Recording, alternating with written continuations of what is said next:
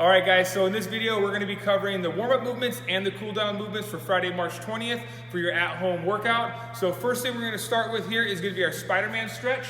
We're gonna come down to the ground. What we're looking to do is get into a long stretch here where we get our shin perpendicular to the floor, trying to get as much separation with our back knee as possible, bringing both hands into the ground, and we're gonna hold that position. Notice the toes are to the floor, right? And again, the shin's perpendicular, and we're bringing our weight down, letting our arms carry as much load as we can. Feel a good stretch in that front leg hamstring, maybe back leg hip flexor. All right, so next thing we're gonna do is we're gonna go into some groiners. It's gonna be a little bit more active position. So we start in that Spider-Man position, but now we raise by pressing off the toes. And then from here, we can start by going easy and switching like so.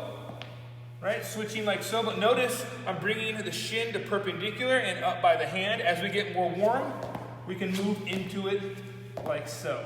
Okay, so that's going to be our groiners.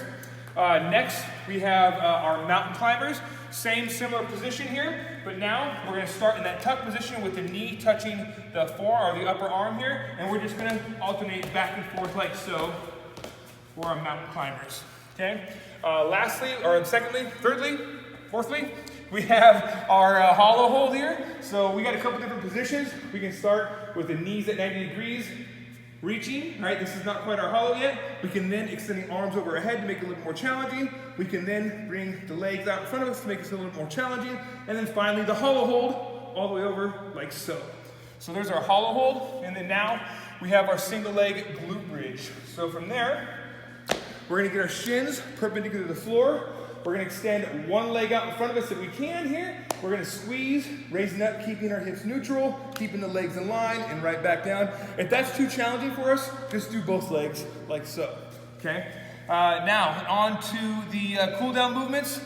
We have our seals pose. Before we get into the seal pose, we're gonna look at one that's a little bit less intimidating here. So what we do is go to the Sphinx, which is just gonna be driving up from the forearms, like so, squeezing the glutes, driving the chest up.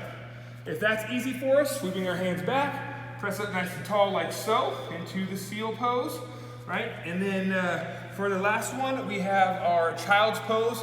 So what we're gonna do here is we're gonna take the hips lined up on top of the knees, then we're gonna sit the butt back onto the heels from there, dropping our chest down to the ground. We're gonna hold each one of those for 1 minute. Good luck, you guys. Have a good workout.